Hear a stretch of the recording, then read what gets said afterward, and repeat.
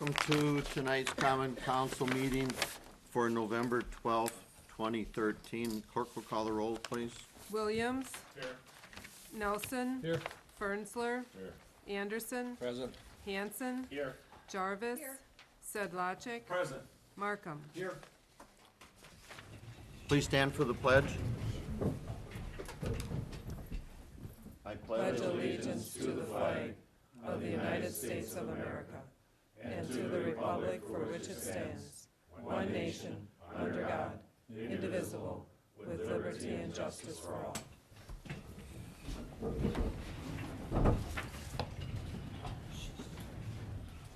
Let the record show we have a quorum for a Common Council meeting. Next item on the agenda is to approve the list of items for consideration on the consent agenda, item number 9. So moved, Alder Markham. Second, Alder Anderson. We have a first and a second to approve the list of items for consideration on the consent agenda. Any discussion? Clerk will call the roll. Markham. Yes. Sedlacek. Yes. Jarvis. Yes. Hanson. Yes. Anderson. Yes. Fernsler. Yes. Nelson. Yes. Williams. Yes. Motion carried, thank you. Item 4 is the audience portion where we ask people to sign and be recognized. This is where you get to do the talking and we get to do the listening. And tonight, one person signed in, Jim Peterson. Jim? I just wanted to inform the council of the new light that we put up, an LED light that's just outside the door of the city hall here. It's a type 3 light. It's a street side light, so there's no light that reflects back into the buildings or so on and so forth. So it doesn't shine down so much on the sidewalks, but out on the street. That is the type of light that we're looking at putting it down North Milwaukee Street in the reconstruction period of that time frame. So when you get a chance, take a look at the light. It's a acorn style light, just what we're looking for. So get your opinions on that and go from there. Thank you. Thank you very much, Jim. Again, we encourage people to come forward and address the council with any comments that they may have and bring them to the attention of the council. Item 5, proclamation, retired police officer Gerald Brockman. I ask Clerk Huberty to read the proclamation and we'll entertain a motion. Whereas Gerald Brockman has served as an employee of the City of Plymouth from July 5, 1983, representing over 30 years of service, and whereas Gerald faithfully served as a patrol officer, MAG unit investigator, department instructor, bike patrol, motorcycle officer, and whereas through his involvement in many police functions of the City of Plymouth, has been a valuable asset to our community. Now therefore be it resolved that Donald O. Pullman, Mayor of the City of Plymouth, and on behalf of the entire community wish to express their sincere and heartfelt appreciation for these dedicated years of service. Thank you. The chair will entertain a motion. So moved, Alder Anderson. Second, Alder Hanson. We have a first and a second. Any discussion? All in favor, say aye. Aye. Opposed? Motion carried.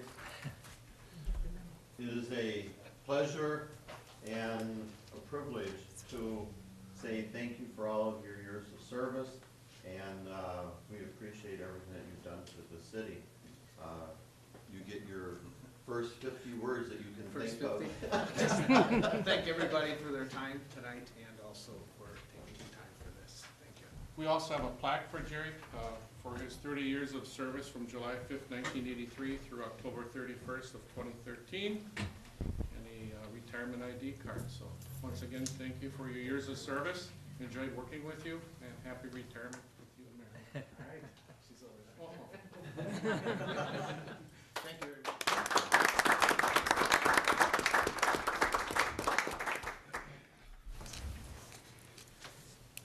Well-deserved accolades. Thank you very much. I declare a public hearing open for ordinance number 10, an ordinance amending section 13-1-105 paren G, prohibited signs for construction sites of the municipal code of the city of Plymouth. This was recommended to the Plan Commission, and they will take action at the December 5th Plan Commission. And at this point, public hearing is open to anyone who wants to make a comment. The chairs will now recognize anyone.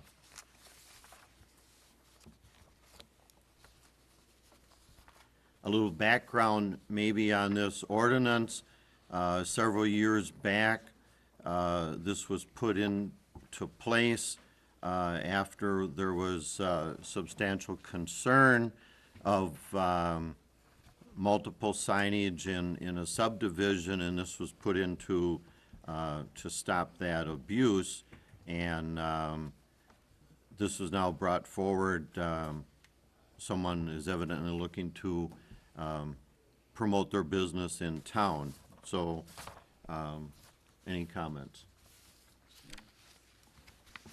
Alderman Zlachek. I think it's a good idea. I think that businesses that are working in town and doing these types of projects should get the benefit of some signage. I just think that 30 days after the completion of the project is long.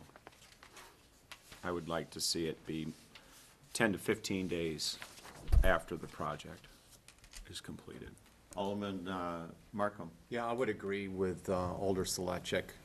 I think it should be referred to the Plan Commission for a recommendation. I did have several business persons approach me and ask about the ordinance, so that's one of the reasons why I wanted to bring it to council. Do we have any other public comment? Yeah, Alderman Fernsler. well, it doesn't tell you where this sign is gonna be. I mean, is it gonna be in the backyard, gonna be in the front yard, is it gonna be on the property itself, on the house, or where's it gonna be? I don't see Pete here tonight. We should get a clarification on it. I guess I would presume it would be in the front yard, so it would be visible from the street. You can't presume, Yeah, but it doesn't say that. that's Yeah. right. That's a good comment, too.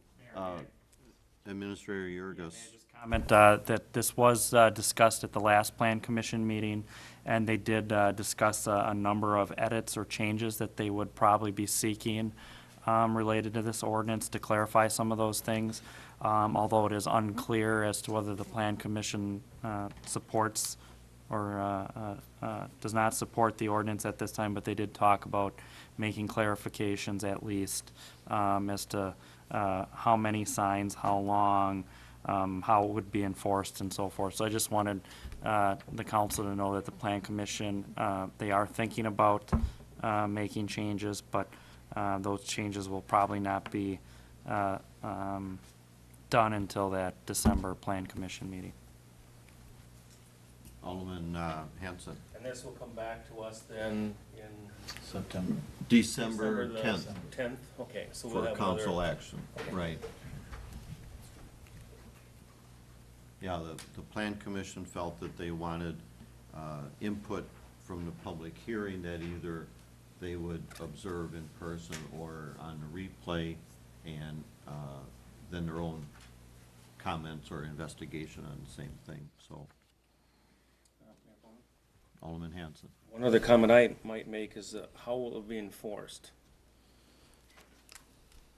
Is it, will they do it themselves, take it off the property? Will there be a fee maybe to put it up for 1 month, and then, they gotta sign up pay a fee to put up for a month, and at that particular time they can take it down? Just some thoughts on that. So how will it be enforced as far as what day it's put up, 30 days later, when it starts, when it finishes? So that's something I'd like the Plan Commission to take a look at, to see if there may be a fee for it to put up for the 30 days and then taken down after that particular time. I don't know if that's a good idea or not, but it's a thought. One question that was asked, and maybe the chief, and/or Bill, there was some discussion as to who the enforcement person would be.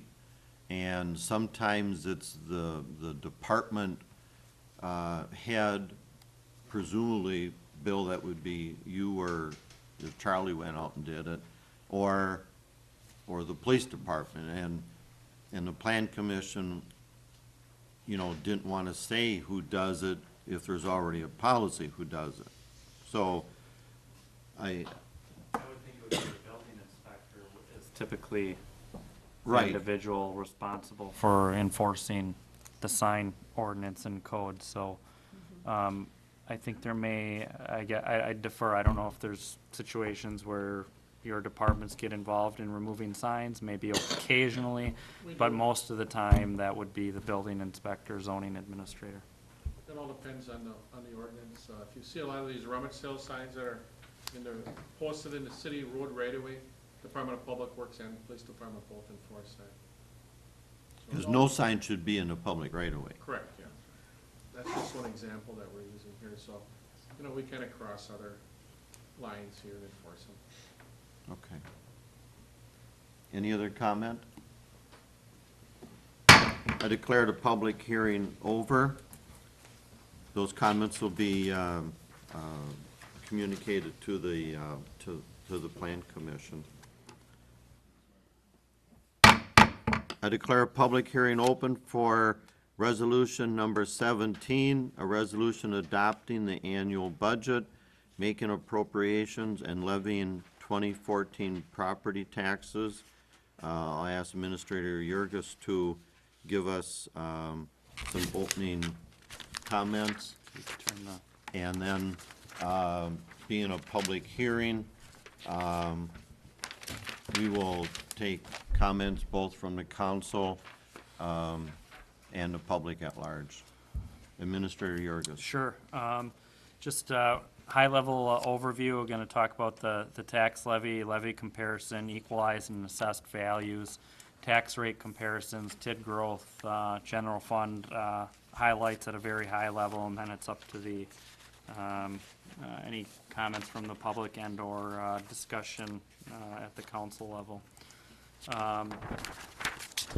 In general, again, this, I think, chart you've seen at the last meeting, the annual property tax levy, the 2013-14 property tax levy is the same as the 2010 and 11 property tax levy. There is no proposed change. There's a 0% proposed change as part of this budget. I think there's a lag time in,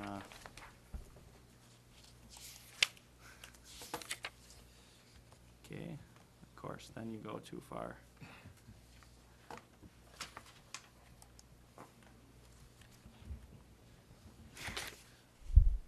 There we go. This is actually last year's tax levy. This is the same, very similar to the same one I shared last year. Certainly, if the council is interested to see a larger population spread between, if you wanted to see between 7,000 and 12,000, certainly we could put that together. But this is communities in the 7,900 to 9,400 in terms of total tax levy. You can see where Plymouth is, and this is from last year. Obviously, we don't know where everyone else's tax levy, but I just like to include it to put it into perspective where the city of Plymouth is currently at. On an equalized value, and I know you guys have a black and white copy, so it's not always easy to understand which BART goes with what, but on the left side is the equalized TID-in value. That's all property value of the city. And on the right side is the equalized TID-out, taking out the TIF districts. In 2009 and 10 was kind of the highest level in terms of equalized value for the city of Plymouth. including all property, about $676 million. Taking out the TIF, it was about $600 million. Today, we're at $652 million, including TID, and taking out TID, $568 million. So you have seen on a fair market basis, property values decreasing, although what I would say, the change from 12 to 13, or the 12-13 change to 13 and 14, is smaller than in previous years. Just a quick question. Have you been following the legislation on this new proposal for a decrement? Have you seen that? And Well, there's two things. Yeah. One is there's existing legislation related to distressed TIF law that is out there. That is something we may or may not want to take a look at. Probably in the first quarter of next year, we're going to be doing a TID analysis and update the council where we are at from a TIF district funding perspective. And then there's additional legislation out there that I think is geared toward downtown TIF districts and reestablishing the base value, basically taking the base value and adjusting it downward as a result of this. I mean, I believe that is for downtown TIF districts and not all TIF districts, but I know there is some legislation out there. I don't remember Yeah. if it was exclusive to downtown. With the distressed TIF legislation that allows you, if called distressed, you can go up to 40 years, which is, Right. but you can't do any additional TIF projects after you call it distressed. Yeah, But the decrement was interesting, and I was just wondering if you thought that might, would we qualify for that? Probably Where not. you've had, is it so many consecutive years of down? Yeah, we can bring that information back. I don't have it I at was the just tip, curious. but that is something we may want to consider potentially in the future. But I think what we want to do is that TID analysis in the first quarter of next year. And I know in the case of TIF 4, we have fund balance to carry I believe us at least one additional year for deficits.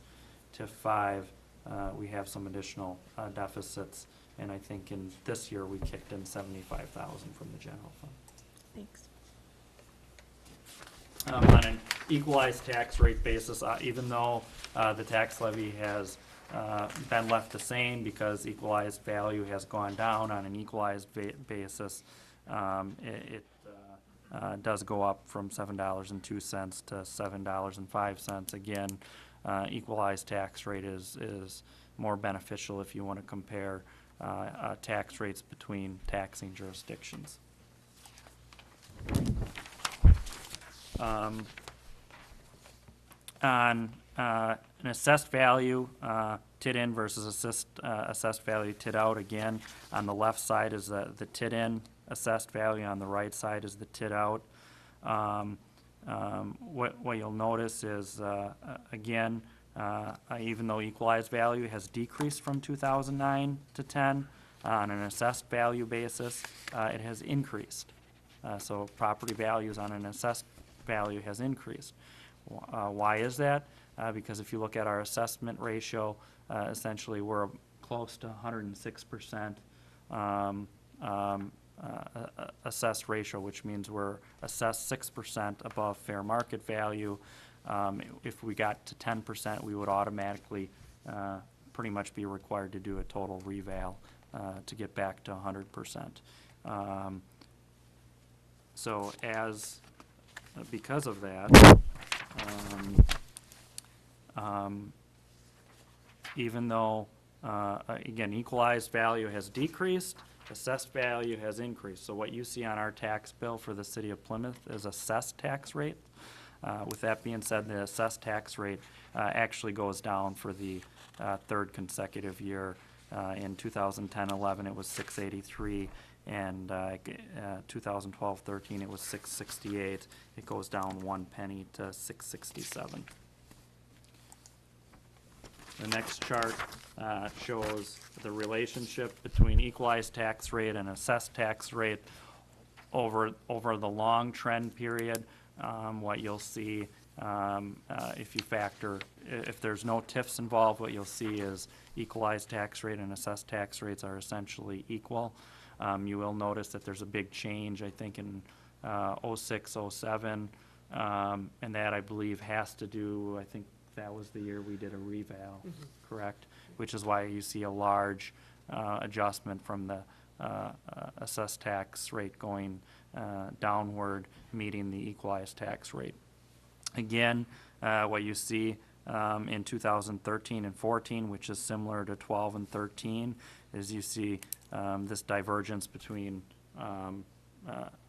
equalized tax rate and assessed tax rate, and that's because on an equalized basis, equalized has decreased and assessed value has increased, and as a result, the gap gets bigger and bigger. Does that make sense? That's an important concept. Tax rate perspective. That being said, TID growth continues in the city of Plymouth. More than $80 million of our value on an equalized basis is within our TIF districts. Significant growth from 2005 and 6, which is about 29 million. And I just want to point out that at some point in time in the 2000, call it 25, give or take a few years, when assuming the TIFs close as scheduled, basically all of that value will come on to the city tax roll, and what you'll see is that'll push down the assessed tax rate and the equalized tax rate in the future. Because all of that property is no longer really part of a TIF district. It's part of what we levy the general fund over.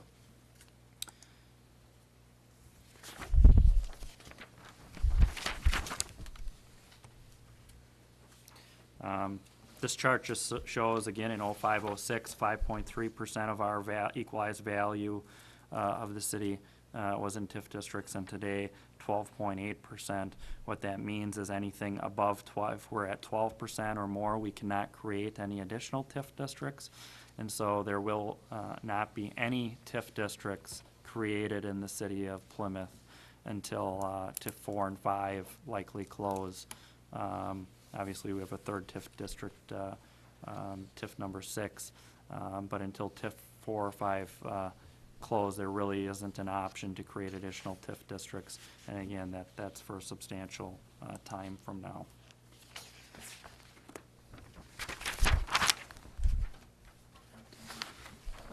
The high-level summary, this is repetitive from the last meeting, but the high-level things I want to point out is the tax levy, again, does not change.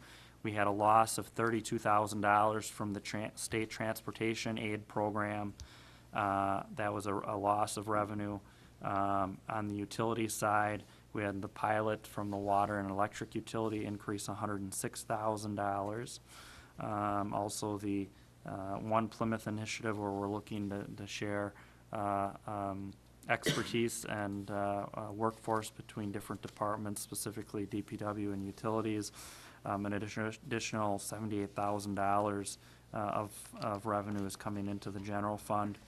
The budgeting includes a payroll increase of between 1.66% and 2%, keeping in mind that for some employee groups that the additional pension contribution is 1.2%.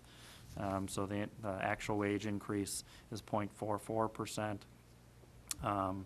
And then for others with, I think it's 0.35, I think it's more like a 1.7% when you take into consideration the 0.35 increase on the WRS. We have in the general fund a estimated sick leave liability on the books of about $280,000, in which we have a very limited, I don't have it at the top of my head, but maybe $50,000, $60,000 set aside for that $280,000 liability. This is the first time probably in several years, probably 5 years at least, that we're putting any money aside for the sick leave, and the budget includes $70,000 for that unfunded sick leave liability. In additional, it provides cash capital funding of $825,000 for 2014 projects, and sets aside $150,000 for future capital projects for future years. Does not include any new debt on the utility side or the city side. And then it covers annual debt service of approximately $455,000. 391 of that is from the general fund, $64,000 of unspent bond proceeds as well. So that's kind of the high-level summary, and that's all I have for you tonight, and would turn it over to Mayor Pullman. Thank you, Administrator Yurgis. This is a public hearing. We welcome questions from those in the audience or council members. If you have any that you would like us to address and/or make adjustments on.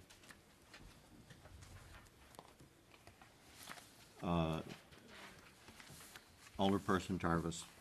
Yes, I just had a question on the $50,000 set aside for the fire truck.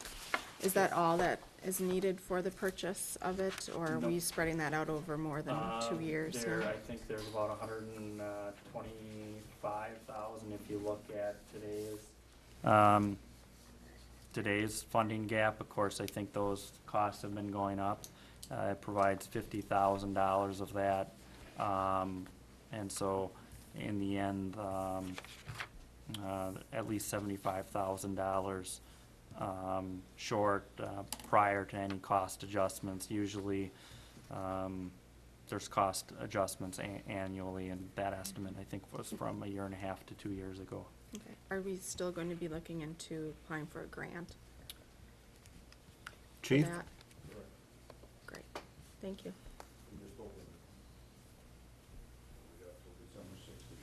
Great. Thank you. Any other questions? I declare a public hearing closed for the resolution number 17, adopting the annual budget for the city of Plymouth. Chair will entertain a motion. So moved, Alder Markham.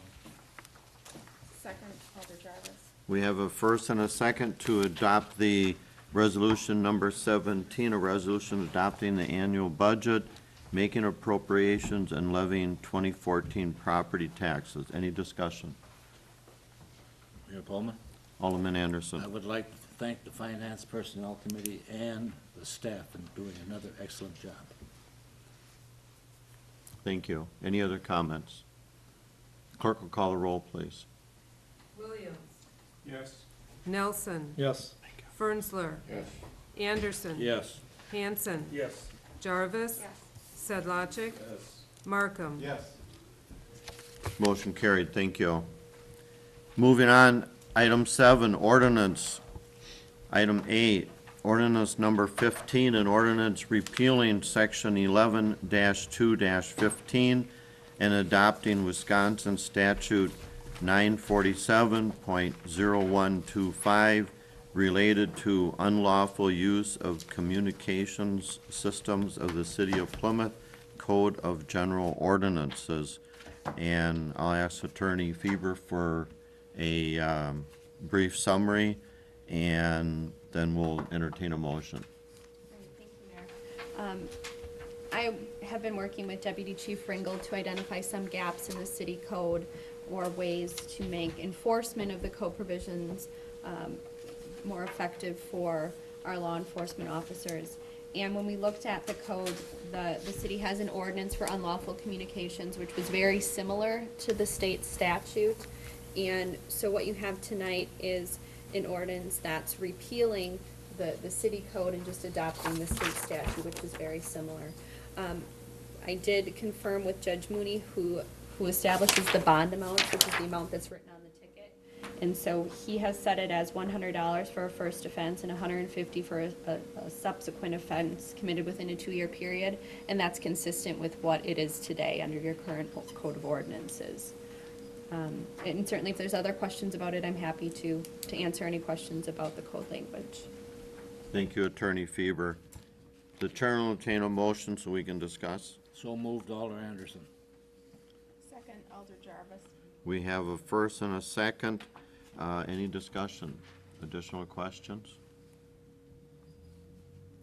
Clerk will call a roll on the adoption of ordinance number 15. Markham. Yes. Sedlacek. Jarvis. Hanson. Yes. Anderson. Yes. Fernsler. Nelson. Yes. Williams.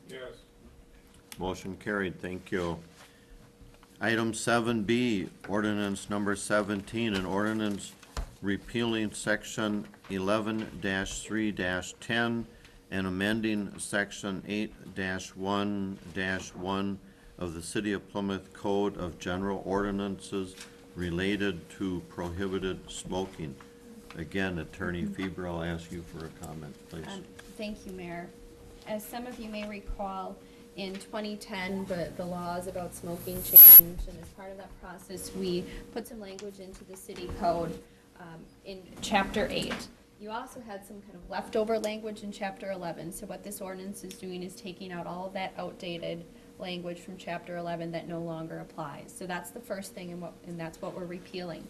The second is amending the existing 8-1-1 to prohibit outdoor smoking on city property. The statutes allow a municipality to regulate outdoor smoking, but you can only regulate it on property that's within the city's jurisdiction, so property that you own or that you lease. And so that's what this ordinance is doing, and this was requested by your library director, to prohibit smoking within 12 feet from any entrance to any enclosed place, and that's a defined term under the statutes owned by the city. So any enclosed places, which are pretty much the buildings, 12 feet from those entrances on city property, smoking would not be allowed. The statutes require that this second language, the second sentence in there, also be included, which provides that any person in charge of a restaurant, tavern, retail establishment may designate an outside area, a reasonable distance from any entrance to that establishment, where customers, employees, or other persons may smoke. So, and again, if there's any questions on that, I'm happy to answer those. Thank you, Attorney Feber. The chair will entertain a motion so we can discuss. So move, Alder Nelson. Second, Alder Jarvis. We have a first and a second. I would have a question for, I guess, whoever wants to answer it, maybe Chief or Attorney Feber. This being a change in ordinance, is this something that we'll send out to, as it mentioned in here, taverns, so that they're aware of it? We'll have to notify them. And I think on some city properties, we should put some signage up also. Okay, sounds like a good idea too. Alderman Nelson?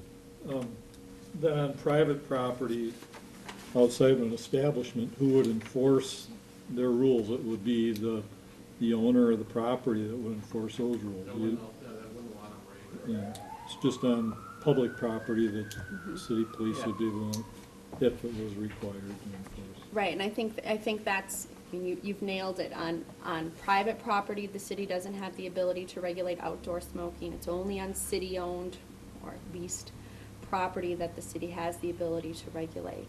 And so for your taverns and restaurants here in the city, I don't think that there's going to be much change. They're already allowing outdoor smoking, and that will remain the same. The only ones that may see a change are any that are located outside within 12 feet from the entrance of a city building or within that city, that city property. But I don't think that you're going to find many that are affected by this ordinance change.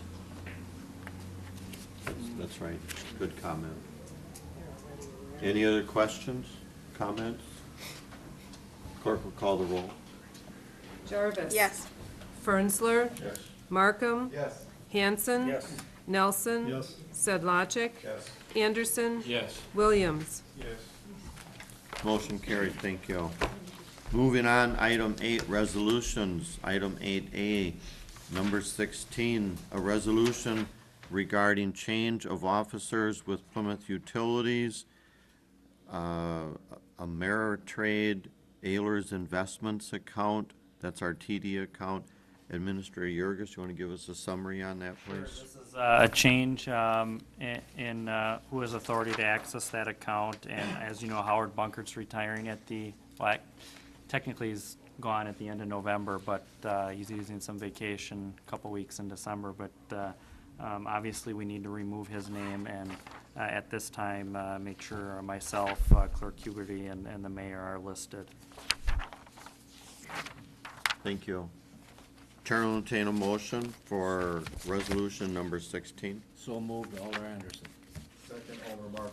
We have a first and a second. Any discussion?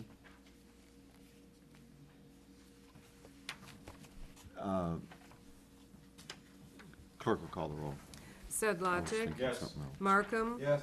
Williams, Yes. Nelson, Yes. Fernsler, Yes. Anderson, Yes. Hanson, Yes. Jarvis. Motion carried, thank you.